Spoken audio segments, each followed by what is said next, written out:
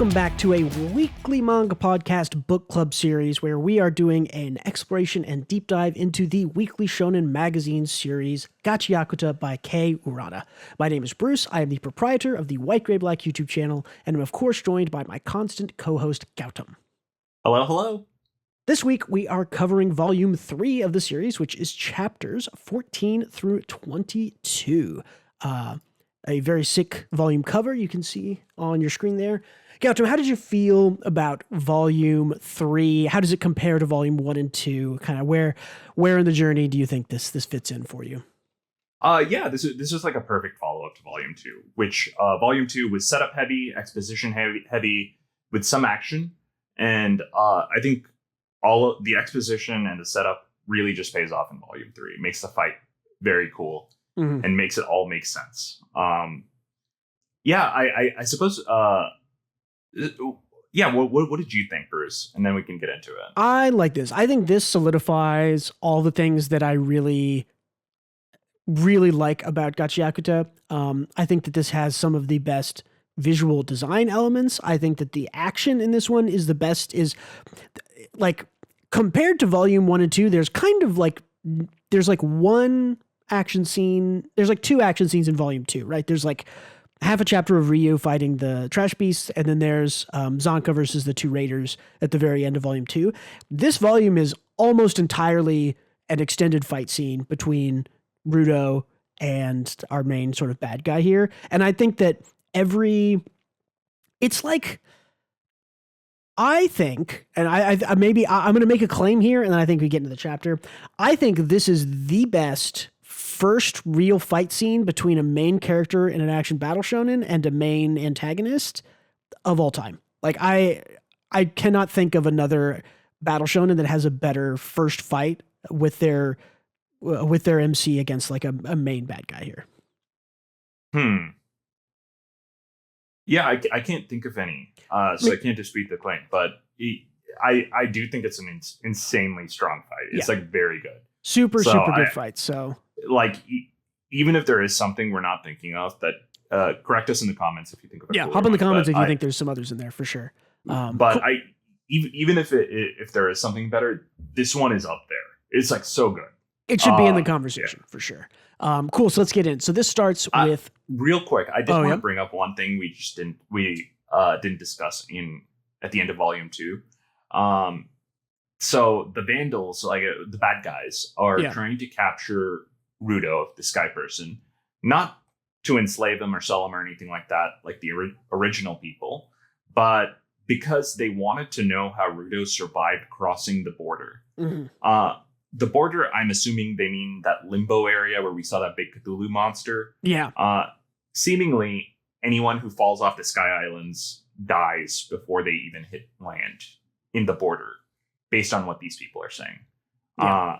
So that's just interesting to know. I think it's worth mentioning. For sure, yeah. And I think it comes up a little bit in this volume too, so we can talk about it more there. Because, it's absolutely, I think, the most important kind of reason why the bad guys are hunting Rudo here. So, Cool. Let's hop into it. Chapter 14. I like that we start off with some cool graffiti. We have, a graffiti artist kind of, I was going to look that up. There's like a graffiti artist on GACHIAKUTA that, does, Hideyoshi Ando. I was looking for that name. Hideyoshi Ando is like a graffiti artist who works with Kei Urana to do any of the like graffiti on the walls that you ever see. That's like by this separate artist. So I think it's cool when it's like they drew a door and there's this cool ass like lion dragon graffiti on there. It adds a level of visual like world building and storytelling that is just like is awesome and like almost wholly unique to GACHIAKUTA. Yeah. So to do something here that I really like is that this bad guy shows up first of all, and like he's got some style. Like this is Dreadlock. What did we call him?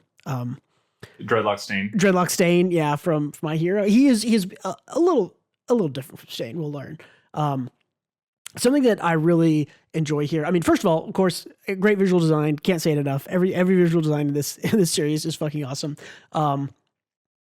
I really like the way how fast he's displayed here. I think this is like, I mean, if you go look at the White Gray Black channel, the first video I ever did was about action paneling, and this is perfect to me because this is how you do speed, right? You don't just have someone completely disappear. There's like this puff of smoke, and the character is like moving on the panel, and they're like way off to the side in the corner where you like might not see them. But this is how you show speed, in my opinion. Like this is a great display of speed in manga.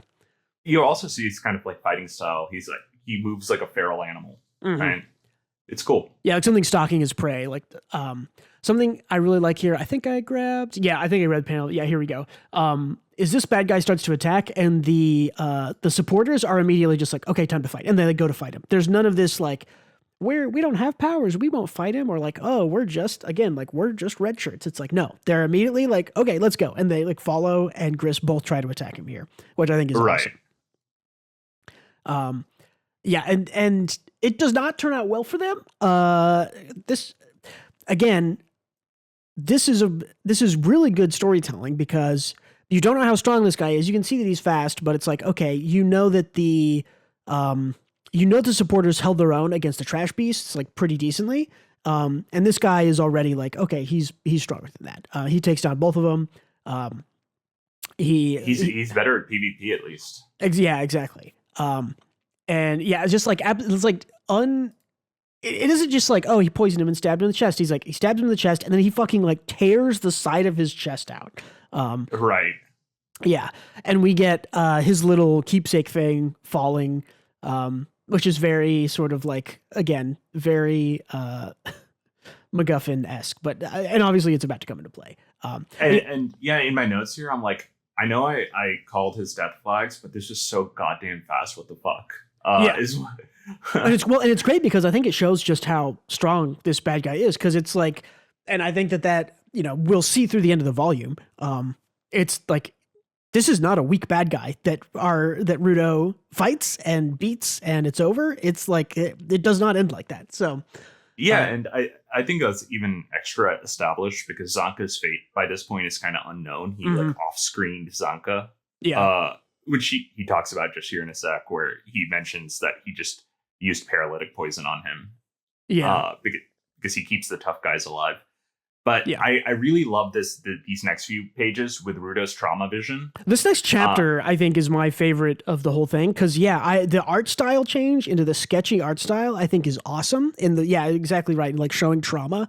And he catches this thing. And then we get like a full flashback chapter, pretty much, of Rudo, which is like, I am always one to complain about flashback chapters being put at the wrong times. Like Demon Slayer is the big no-no here, where it's like the blade is literally going into the guy's neck and you do a flashback chapter, and that's fucking stupid and awful, and I hate that. And here, this is the right time for a flashback chapter. This is before the fight has started between Rudo and this guy. You establish the emotional, means for how we got there. And this is also just a really good flashback chapter.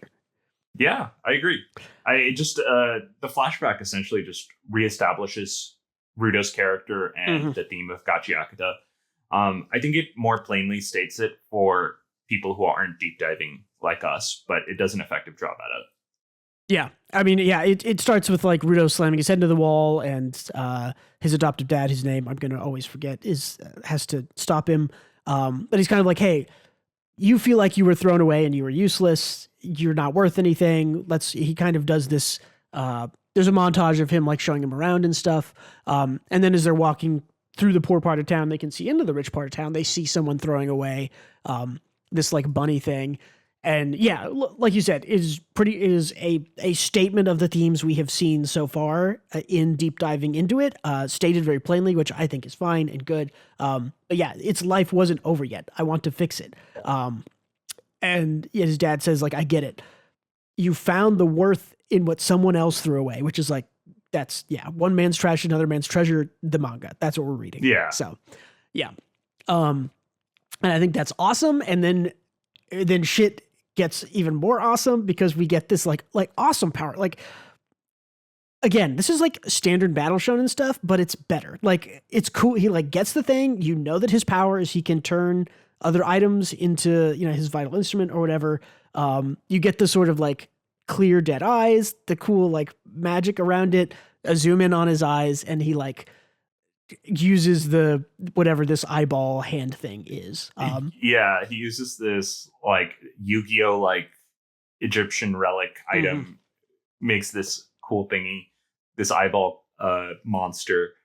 But I think this is like a great like parallel to Rudo's listlessness and confusion using his power in the last volume, right? Because at that point he was kind of listless. He didn't know his place in the organization or what his goals were.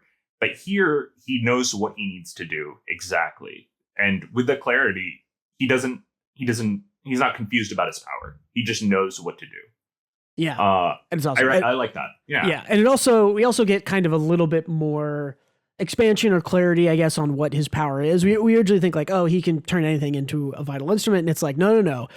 Rudo's power is the power to find the worth in whatever you touch and draw out to its maximum extent, which means like, yeah. So there's like, I don't know exactly what that means just yet, but it shows, I think, that if he touches, like a tire, okay, the tire can be a weapon or a stick, he can make that into a vital instrument and there is some power there. But if he touches something that like was loved or imbued or cared for by someone, that there's like even more potential in there, like there is with this locket from Gris. So yeah, I think that's right. And I think it's like, because the locket or the amulet from Gris has like the sentiment Gris poured into it, it now has a higher maximum potential of use. Yeah, so for sure. Like, it is a bit obtuse on what he means by maximum extent, but I think it's like it's contextual and variable, depending on what Rudo needs. Yeah, well, and I think it makes sense with what we know about how other people's vital instruments work, because it's like Zonko's is like, it's just a stick, but he's sort of loved it and imbued it with so much anima and, it magically empowered it, however you want to say it, that it's like, it can vibrate and show stuff on the ground. It's a weapon. It's stronger than, it doesn't break like a normal stick. So this is just sort of like, I think that even when he picks up just like trash things, it's sort of like, well, this tire, like he picks up the tire, I think in chapter 3 or whatever.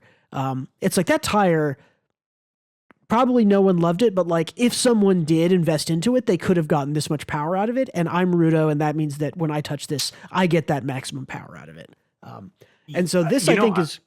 That's a good point. I'm wondering if that means... Okay, because the power he gets from this amulet is contextual. It's based on what Gris wanted. Yes. But is Rudo's power based on his interpretation of like what people wanted, or like what the object wanted, or is it what he wants? You know what I mean? That's a good question. And I don't know the answer to that. I do think that this is sort of, I do think what this shows us essentially is that if Gris was a cleaner, an awakener or whatever, and if he continued to pour power into this item, this is what its final most powerful version would have been. And I think that it's cool that Rudo's power is essentially to be like, hey, you've invested into this, a lot or a little bit, and when I touch it, this is takes it all the way to its maximum extent, which I think is cool. Yeah, no, that is very cool. I guess we'll see more on it later too, more establishing his power. But I think we definitely will learn more about the details of it. But yeah, I love the start of chapter 16 because it's just the bad guy here being like, he's like, damn, that's cool. Which is like, that's great. I love that. He's like, so that's your vital instrument. And has he given us his name yet? No, he gives it this chapter. Okay, cool. He's like, I have zero clue what it's going to do, what kind of power it has. But he's all horned up regardless. He's slurping. Yeah. And then this is something that we both pointed out earlier that I think is this is like maybe the best moment. This is the best line. This is the most badass line. This is my favorite part of the chapter too. Or the volume. He says, I reject everything you said, and I accept everything you reject. Which is both the coolest fucking statement, the theme of the series and Rudo's character, and incredibly dumb. And so it's stupid. like, and it's like, it works so well. It's badass too. It is. It is badass in the context of the character and the themes of GACHIAKUTA. It doesn't work in another series, but it works super well here. Yeah, Yeah, I it's love like it. manga panels out of context. You would see this and you'd be like, "That's stupid," and in context, you're like, "That's the most badass part of the whole series so far." Exactly. I fucking love that line. It's a cool pro tag line. Yeah, it's super good, and I like that Rudo's kind of like has his self confidence, knows what he needs to do. I like that a lot. We are finally given this the Dreadlock Stain's name. His name is Jabberwonger, which is not a great name that I'm going to be saying over and over again. I'll use Jabber, but Jabberwonger is not one I want to say a whole lot. It's like two names that end with ER. It's just a weird mouthfeel. You're right. Yeah, in English that is a weird one. Jabberwonger. Yeah. But Jabber Jabber is the guy I've been with. He is pretty cool. Let's see. He's also nuts. He is incredibly nuts, and he really gets more and more nuts until the end of the volume, and it's great. But we get a little bit of this fight. Jabber cannot land a hit on Rudo, and he's like, "Oh, I can't figure out." Real quick, just to establish what Jabber can do, he has these Wolverine claws as his jinky that are coated in like a neurotoxin. Yeah, he has. Yeah, and we like asked about we talked about this a little bit in volume 1, or kind of predicted it looking forward. We were like, what happens when someone's instrument isn't just something like a stick and it's like a weapon, and it's like, oh, it's pretty dangerous and scary, which is kind of what we predicted. So I'm glad that we got that right. But yeah, in this fight, Jabber cannot land a hit on Rudo, and he can't figure out why. And then it's like, Rudo's like, I'm not the one who's been moving, you are. And essentially tells him that like, the way that this fight is going is that Jabber is trying to attack, and Rudo and his stand. It's just a stand, right? Like that's kind of it's pretty much a stand. Yeah. It's his the Gris stand here is basically just like moving him out of the way. And this is where like everything up until this point is like cool. That's a very neat shonen action setup. And then I think they do something that just like adds that little bit extra flourish. That's great. Is Rudo says like, okay, my stand can move you out of position, but it can't move you. Like it can't hurt you. It can just move you. He's like, so what I'm going to do is use Gris's favorite weapon and hit you with my fist. And he just like has him. It's great. He just like punches him. And this is an excellent panel. And it's good. It's just like, oh, my stand can move you, and it will just move you into my fists and I will hit you, as opposed to the stand is fighting you off with, magic beams or whatever. So this is great. Yeah. And the stand works this way because it's like Gris's amulet. A full potential is he doesn't want his allies to get harmed. Mm-hmm. So it is effectively repositioning anyone who is trying to attack them. So anyway, Rio punches him in the fucking face. It's fucking great. Yeah, it's great. They fight for the fight goes on. Of course, they're not going to look at all of it. I like Jabber's response here. He's just like, that is the sloppiest, laziest thing ever. He's just like, I do not like that you're fighting like this. And he calls him a turd face. There's a lot of back and forth here about like Rudo calls everyone a turd face, and at one point Jabber's like, why do you stop saying that? Is it possible for you to end a sentence without ending it in turd face? Then chapter 17, Rudo is kind of winning the fight now at this point because Jabber can't land a hit. Jabber is like, oh, okay, it's time to go sicko mode in like the weirdest way. First of all, he does this cool thing where he like cuts some rubble down and throws it at him and sees that the Gris's stand can't protect against the rubble, so it's only kind of protects against people with like aggressive feelings or attacking sentiments, hostile or whatever you want to call it. Hostile intent. There you go. Yeah. So he kind of, it's cool that usually you see your main character, your good guys figuring out how to beat the bad guys and figuring out what the bad guys' powers are over time. And I think it's a cool reversal here to see the bad guy figuring out what the good guy's limits are and what his power can and can't do, and then fighting around it. Like, I think that again is just super creative and like really good. Yeah. And I think this is where the fight actually like pops off into being like very fun. Because I love the character motivated fight as much as the next guy, but I love the creative fight, and this is just both. So yeah, he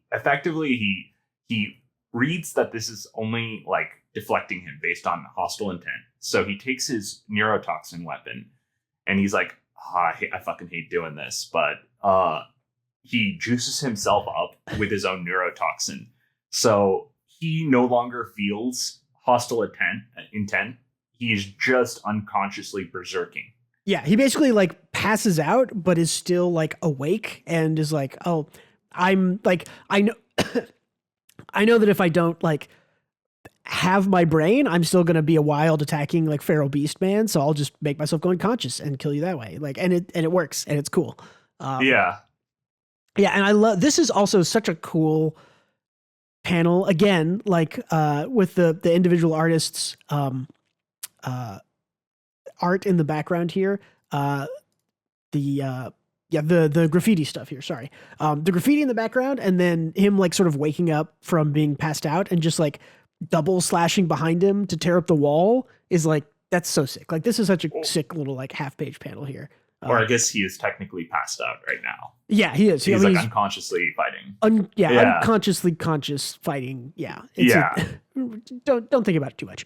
But yeah, I like, you're absolutely right. This is where the fight is now suddenly like, oh, like every sort of like new twist or angle that's introduced to this fight makes it better and better. And I think it already starts out pretty good. Like it already starts out at a level like, oh, cool. Like he can deflect and the other guy, can't hit him. And so he'll deflect him into his fists. That's cool. And now the bad guy's going to knock himself out and fight, without the hostile intent. That's cool. And it just, I like that the power-ups. Yeah, it's just cool to see, right? You're right. It's like, I like that the power-ups aren't like conventional power-ups. It's them countering strategies. Yes. Yeah. It is much more of a, you mentioned Yu-Gi-Oh! So my mind's on that. It is much more of a, oh, you played that card, so I will play this card from my deck. It's not so much, they aren't like, I don't know. It's cool. It's a great fight. So again, stellar art, always good. Jabber flips the fuck out. This is sort of the start of him kind of going insane, and it does sort of change his disposition here. He is like absolutely feral in these fights here. Let's see, where are we in the notes? Great spice in here.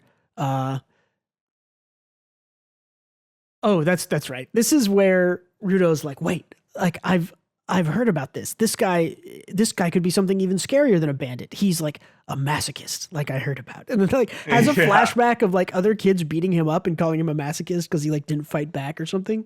And then he asks his dad what a masochist is, and he's like, how do I beat a masochist? Like he thinks it's like a form, like a fighting form or something. Yeah, or like, this is like a powered up version of a human being or something. Yeah. He's like treating it like a Super Saiyan. And yeah, exactly. Which is like so funny.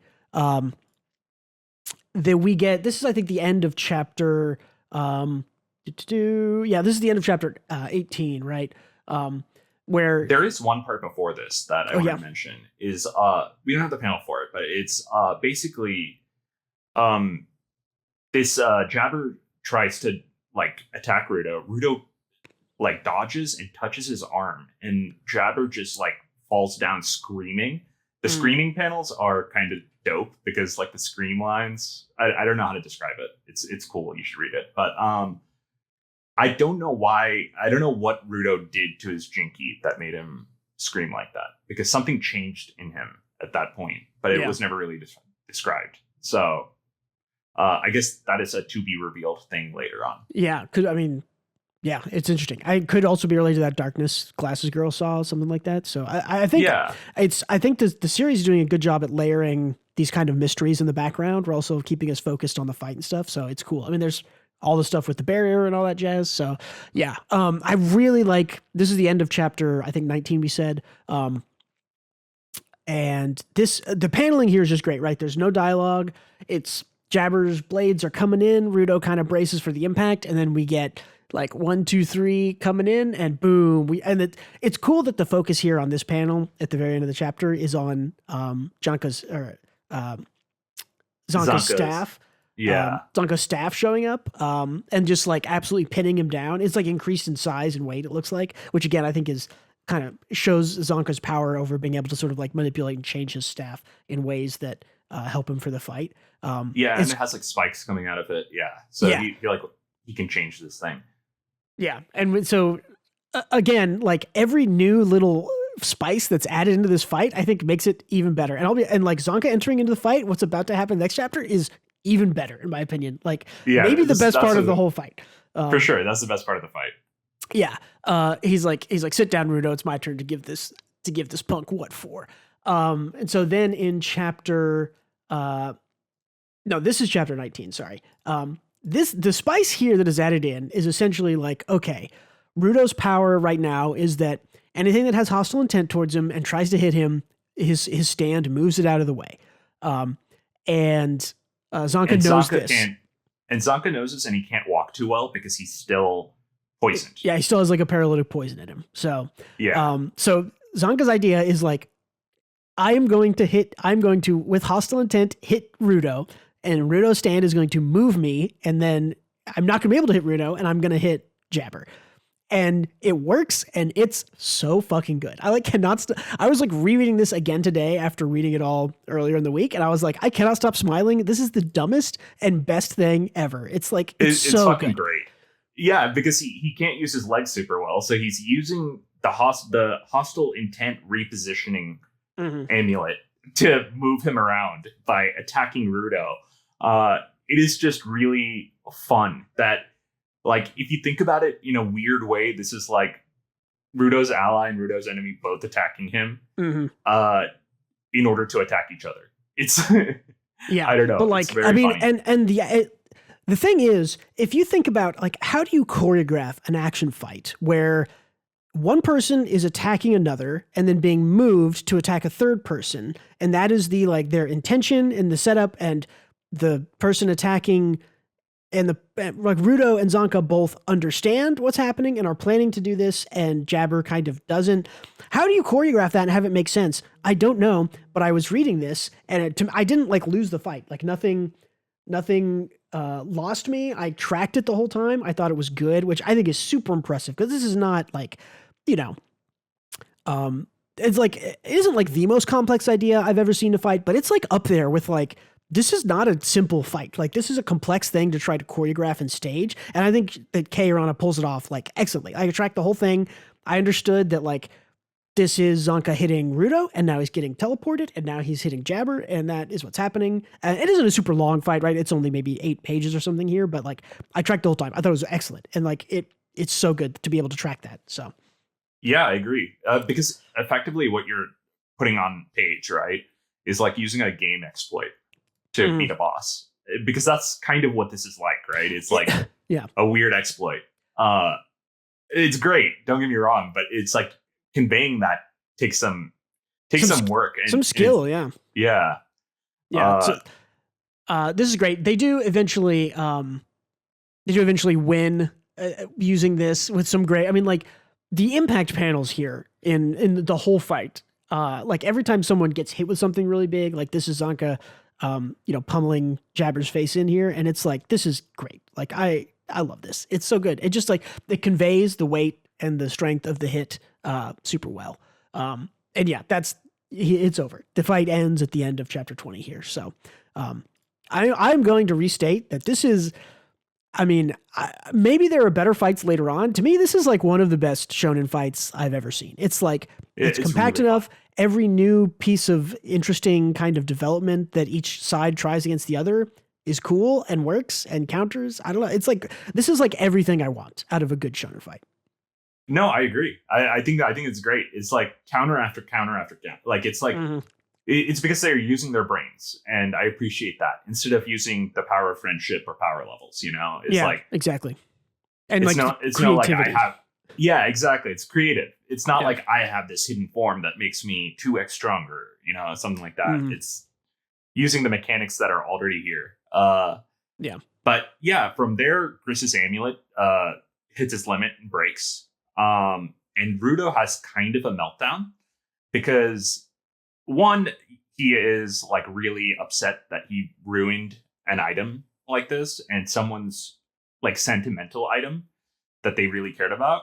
And two, also, it turns out he got hit by Jabber at some point and got poisoned. Yeah. I also think. Did you catch the hit, by the way? I don't think I saw. I don't know. I'd have to go back and check the pages. I think it happens.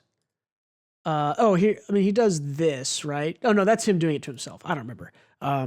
Yeah, I'm not sure. It happens in there somewhere, but I do think I want to point something out mechanically about all of this is I like that Griss's object kind of just disintegrates and goes away at the end of this, because there's a world where the power system and power scalers get in here and start talking about like, oh, Rudo, if he used this power, and then he has all these different powers, like the power scaling in here has a chance to get overwhelming if every new item that he uses can also be used at any time. And so I really appreciate that it's like, oh, okay, if Rudo takes something all the way to the max, that item is kind of like it's used for that fight and then it's over. I like that. Yeah, and also this item kind of makes it so that you can't have any physical combatants in the series be a threat to Rudo. Or they all have to individually figure out how it works, and not that fun to read again. It. Exactly. It's just a really good item. It's like the Aizawa problem with Hero Academia, where Aizawa's erasure quirk was so OP that it's like you either have to write him out or not include him for whatever reason. Yeah. Otherwise, the stakes get lowered. Yeah, or even just like giving Deku 14 powers instead of 1. It's like, okay, well, how is he not going to win? He has every power and every option under the sun to use, and everyone who fights against has to figure out what all those powers do while he fights them, and it's like it's too much. Yeah, this is much better. It also I think creates interesting opportunities in future fights for Rudo to also have to figure out what his thing can do. In addition, like the bad guys and the good guys, if he's awakening like a new power every time, have to be like, okay, what does this do? How do I use it? What's my creative way to use this to win the fight? So I like that. It's great. It's kind of interesting because Rudo already kind of knew how this thing worked. Mm-hmm. But I think that's because he understood Griss and his intent with the amulet. I'm curious if he gets like an object that he doesn't understand the owner's intent or the object's intent, if he has to figure it out from step 1 instead of already knowing like he does with Griss's amulet. I'm not sure. Yeah, I'm not sure either. I think either way, even if he knows like what it does, I still think even in this fight, there's an angle of, well, we know that anyone attacking him with hostile intent is moved. So how do we use that to win the fight? He still has to figure out, with Zonka. Strategize. Yeah, he still has to strategize around, okay, I know what it does instinctually, but how do I use that to win? I think there's still an angle of strategy that's very interesting to have a brand new thing every fight. So, and I appreciate that. Like, it's like you can know what the knight does in chess, but you don't know like the gambits, right? Right, yeah. You know what the knight does, but you have to learn how to make it do a split or whatever. So yeah, exactly. But Jabber is not down because, by the way, he was unconscious for that entire time, and he like pokes himself unconsciously and wakes himself up. I like this part where Zonka's passed out. It's like, don't tell me you've got healing abilities, which is like a standard, again, another standard shonen action battle trope where it's like, oh, of course he has healing abilities. And he's like, ha ha ha, no. He's like, nope. He's like, this one is essentially, this one makes the pain go away. So he's got like a paralytic neurotoxin and a numbing agent, I guess, like on 2 of his different hands. So it's cool. He's fucking insane. It makes me like Jabber even more that he is just like so unhinged that he is moving because he numbed his own pain so he can keep moving. You know, that's great. Also, this little panel in the middle here where he's like, I can't heal wounds, see? And then like smiles and his lip like cracks and breaks as he smiles. Like that's like intense. But like, it's I didn't even notice his mouth cracking. Yeah. Yeah, it has like a litlittle bleed thing coming out of it here. But yeah, I mean, even that I think is great. I want to know how I got these scars. Yeah. Jabber like grabs Rudo, who's been passed out. He's like, all right, time to get away.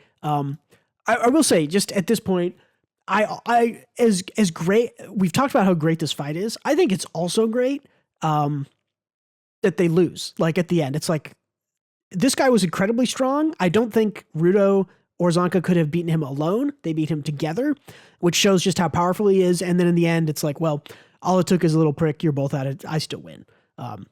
Exactly. So I think that's great. Jabber starts running away with Rudo. He kind of jumps out of the collapsed hole, and then real quick to add on to that is it's just like I think it's cool that it ended this way, not because like it's like an inherent power level thing, but Jabber just had more cards to play. Mm-hmm. He had like more like hidden cards left to reveal, and Rudo and Zanka ran out at the time. That's why the fight ended the way it did, which is I think is like a cool way of doing things. Yeah, to stick with the competitive card game, he drew them out of their cards. Oh, true. Yeah, it's the Yu-Gi-Oh of it all. What did that used to be called? Where you would like take damage when you draw at the end. That happens in Magic and Hearthstone. Pot of Greed. Yeah. Yeah, you're totally right. It is totally great. And it's, I don't know, just like storytelling wise, it's just like, yeah, Rudo has like had 2 like lame fights where he didn't do much. I didn't understand his powers. First time he's doing it. Obviously, I think that if Rudo and Zanka win this fight and it's over like that, I think it's less good. Like I think part of what makes that fight so good for me is that it's awesome. It's our main character's first big fight. It's super creative. Every new angle and spice and strategy that comes in makes it even more interesting and more cool. And at the end, the good guys still lose. I don't know. Something about that makes me like it even more. So yeah, and we'll get back to who the good guys are at the end of this, but yeah.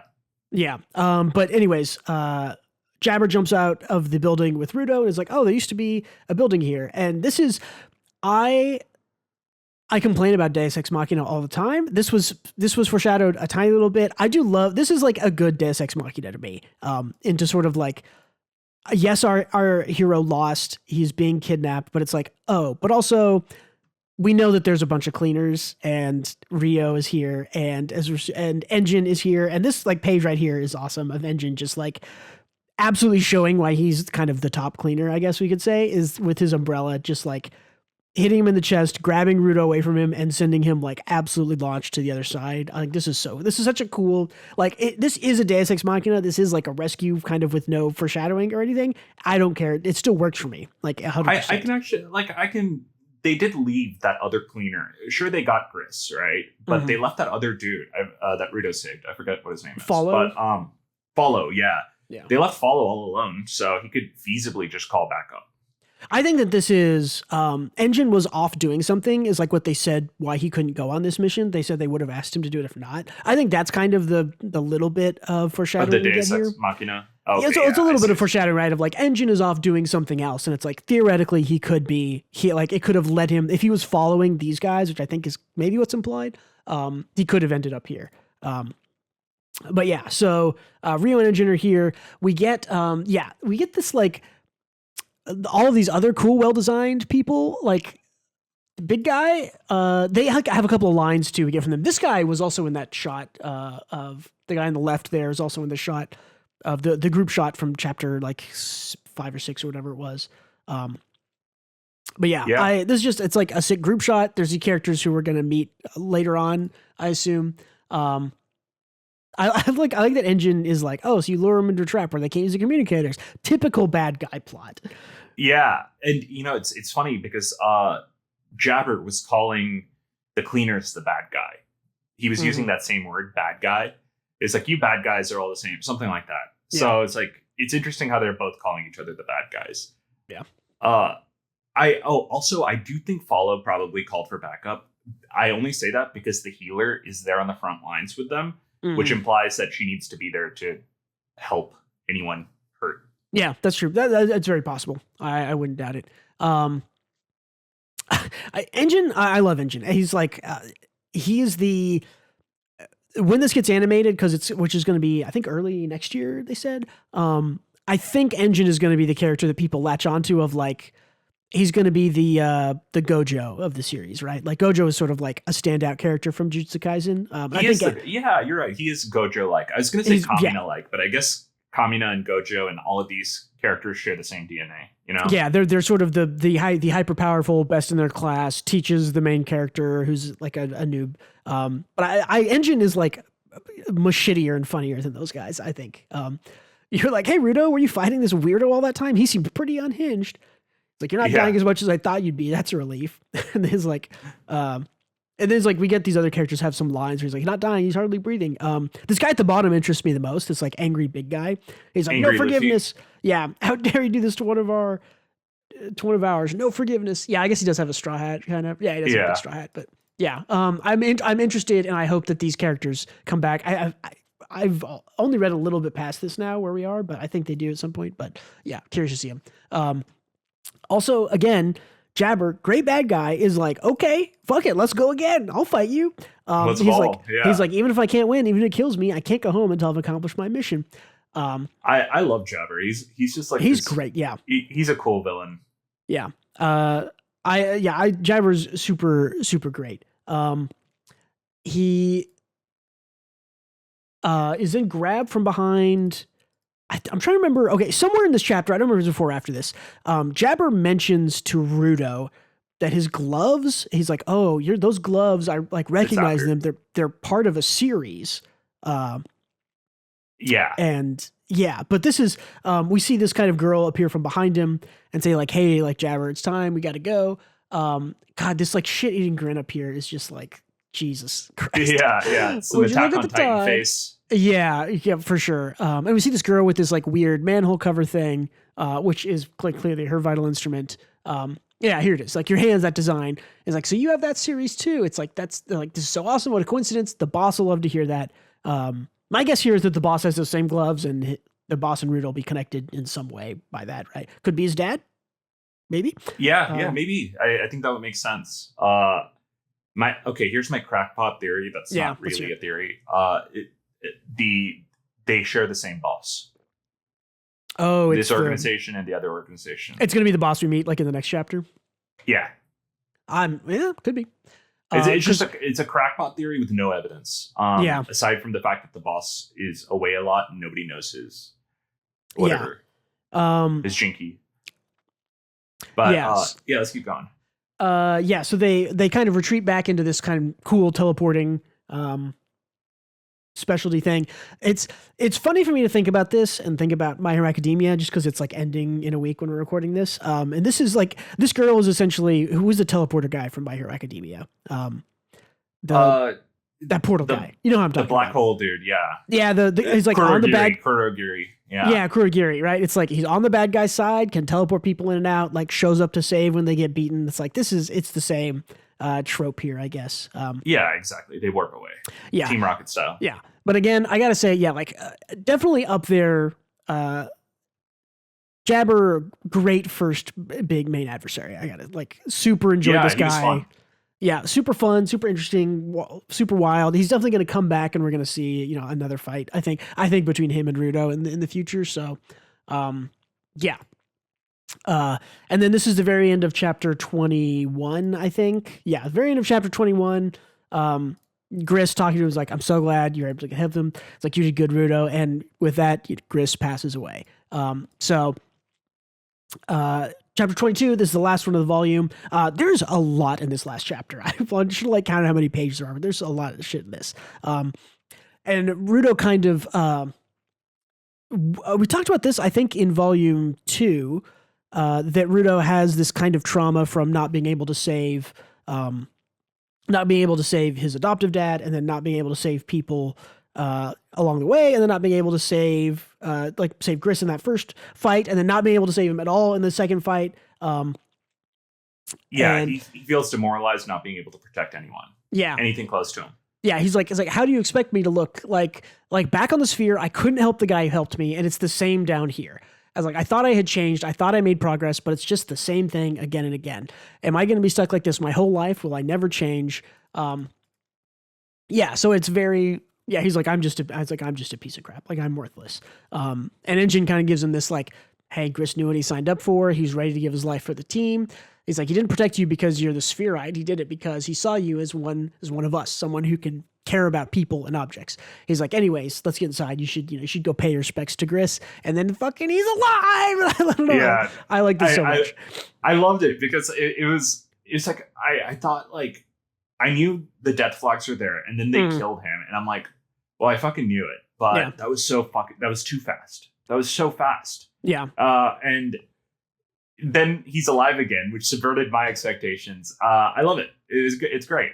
It's great. I'm glad he's back. Well, and the other good thing is that thematically, Rudo needs to grow out and learn that him fighting hard to protect people is worthwhile because he can save people. And this is like, yeah, you don't have to tear a character down that far. You don't have to have them fail 4 times in a row. Like 3 is a pretty good number to do that. So I like that for this reason too. If it's just like, you didn't fail, you saved him. Like if you had lost, everyone would be dead, and you didn't lose, and you're here. So yeah. And then he's like, wait, what about your terrible injuries? It's like, well, we have a healer. Yeah. And we meet the healer girl. Yeah, it's like, you're so confusing. Like, come on, you got stabbed in the chest. Like anybody would think you're dead. Who's that person who's like patting his head? It's just another girl, I think. I don't know. Did she show up? Oh, she's like maybe like the nurse attendant here who's in the front of this panel on the right side, maybe. Helping out. Or wait, is that Follow? That's not Follow, right? No, Follow's also in bed because Follow was also injured. Okay. I think that's what they say. It's just, yeah, maybe we meet her in the next volume or something. Yeah. I don't know. But yeah, we meet the healer girl here who we've seen with the tall hat and the X. It's like, you can think her. Yeah, this is Aishia Stilza. Again, the name's a little hard to say sometimes. They're memorable though. They are certainly unique. Aishia Stilza, the cleaner's only healer giver. They talk about how healing givers are rare, and she's like the only one they have. They say they have like 100 people. So yeah. Definitely seems pretty rare. And Chris is like, hey, don't worry about my lucky charm. Like, I'm happy that the things I really care about can help people out. That's how I find worth in things. There's a lot of like sort of like resolution from, like we were talking about volume 2 and volume 3 here. He's like, yeah, Chris is like, I'm really glad you're alive. All right. So Gris, real quick, Gris has death flags, right? Mm-hmm. He's such a paladin. He's so lawful good. Yes. That I think there are death flags on him even now. What do you think, Bruce? Do you think he'll fucking eat it? I don't know. I think at this point it might just be like I think he's maybe just like the go-to supporter kind of guy. Him and Follow will be just like, they'll be side characters in the thing. I do think there's potential later on for like a need for a big escalation to just like wipe Gris out and kind of like re-dig up the trauma for Rudo. But I don't think it'll happen anytime soon, because I think character-wise and thematically for Rudo, if the next arc they like kill Gris immediately, it's like that just kind of undoes all the work that we did to like make Rudo realize that helping people is worthwhile. So if it does happen, I think it'll be farther down the line. Like way down the line. Yeah, I agree. I agree with you. That's a good point. Yeah. So it is at this point that the boss was up, right? We have not met the boss of the cleaners. He introduces himself. This is Arca Corvus. He says they talk about the border that was mentioned, right? This sort of border that we saw in chapter 1 as Rudo was falling down from the sphere to the earth below or whatever. And we saw there was like a monster or something. And like hard to even say what it was. There was something in that border line, like a monster or an area or a ship or something. And the boss, a big creature. Yeah, it looked like a creature. Yeah, that would be my guess. I don't think we know exactly what it is, but boss of the cleaners. And it kind of focuses on like, as the name implies, the border is a border between the sphere and the ground. Anyone tries to cross it to get to the sphere ends up dead. He's like, he says, but I know an interesting story. There's a woman in no man's land, right? These really trash-filled areas closest to the border. This is one time a traveler wandered into this no man's land, and this woman saved his life. Then the traveler asked her, "What are you doing here?" To which the woman replied, "I'm watching people fall from the sky." She said this woman had been living in no man's land for years. She also said there are some who can go up and down without dying on the way. It's possible that this woman has seen someone crossing this border. So this is a pretty, as far as like a big reveal from, we've gotten lots of, exposition and stuff. To me, this is like a big reveal of like, oh, not everybody can go up and down. Rudo, in my opinion, this, maybe we'll get another kind of reveal later that like absolutely it's true, but to me, it makes the most sense of like, oh, Rudo is one of these people who can go up and down. Like that just seems like that's going to be true. Yeah, for sure. I think his dad probably, if we just think about it, is also one of those people. I would guess, yeah. A few things. That lady, I love how she's drawn in this like vague premonition that I imagine Rudo's imagining. just like a bunch of lines. Yeah, the style swapping. Cool. Anytime this like swaps to a slightly different style, it's very cool and different. I love it. I also like the bosses on the back of his head. If you go back one, the back of his head, he has that eyeball, type Millennium Puzzle looking thing. Same as the amulet. So I'm assuming that's like some religious or could be some world building thing. Yeah, that we don't know about. That's cohesive. Yeah.